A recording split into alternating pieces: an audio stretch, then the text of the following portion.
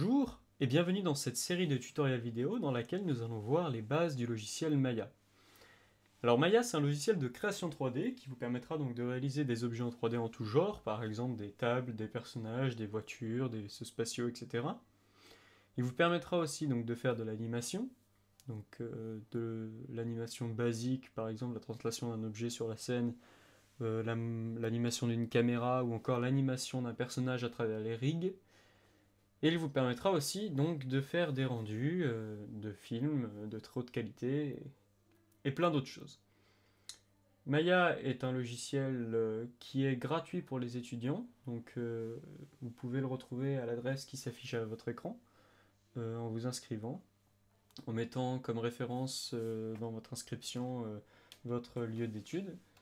Et ensuite, vous pourrez télécharger donc, la suite des logiciels produits par Autodesk. Nous allons dans cette introduction voir aussi donc les déplacements dans la scène 3D. Alors, la scène 3D, c'est donc cette principale vue que l'on voit là. Donc déjà, première chose à faire quand on installe Maya pour la première fois et qu'on le lance pour la première fois, c'est à mon avis d'enlever ce fond qui est assez désagréable à la vue. Et pour ce faire, on peut appuyer sur Alt B et le changer par exemple sur un fond un peu plus clair, ce qui donc abîmera moins la vue au bout d'un certain temps de modélisation. Ensuite, vous pouvez vous déplacer dans la vue grâce à la touche Alt, plus le clic gauche vous permet donc de faire une orientation de la vue. Alt plus le clic du milieu de la souris vous permettra donc de faire ce que l'on appelle un pan en 3D. Donc comme ceci, une orientation de la vue dans la projection dans laquelle vous voyez votre vue. Ensuite, Alt plus le clic droit vous permet donc de faire un scale, ou encore le scale peut se faire avec la molette de la souris sans appuyer sur Alt. Donc Alt, en quelque sorte, ou Option sur Mac, c'est donc la touche de modification principale qui vous permettra de vous déplacer dans la vue.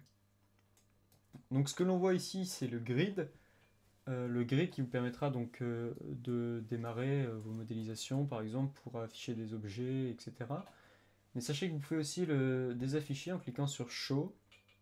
Et tout en bas, il y a marqué Grid. Alors là, vous n'êtes pas censé l'avoir vu dans la caméra. Mais je peux isoler le menu comme ceci, en cliquant sur la barre en haut. Et vous voyez que le bouton se trouve ici. Alors ça, c'est quelque chose d'important à comprendre, c'est que l'interface de Maya est modulable. Alors, modulable, ça veut dire que, par exemple, si vous prenez un menu et que vous cliquez sur chacune des doubles barres ici, que vous voyez, vous pouvez séparer le menu. Ça veut pas dire pour autant que le menu n'existe plus, hein, ça veut juste dire que vous pouvez le mettre où vous voulez afin de travailler. Donc c'est quand même quelque chose d'appréciable.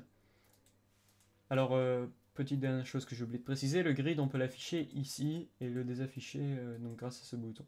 Il y a plein d'autres boutons sur lesquels on reviendra tout à l'heure, et des raccourcis clavier qu'on ajoutera donc à ces différents boutons. Dernière petite chose, ici vous avez le cube qui permet donc de déplacer les vues.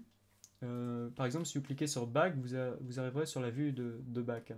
Ensuite, vous pouvez cliquer sur le top et venir sur la vue de top. Alors, vous pouvez vous déplacer dans les vues aussi en appuyant sur la barre d'espace, c'est ce qu'on fera plus couramment.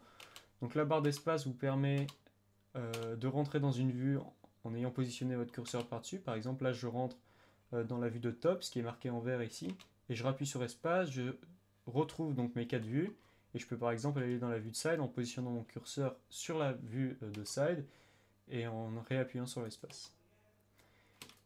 Et bien voilà, nous avons vu les déplacements de base dans le logiciel Maya, comment changer 2-3 petites choses afin de travailler dans de meilleures conditions. Et on se retrouvera dans la prochaine vidéo dans laquelle nous créerons nos premiers objets. A tout de suite!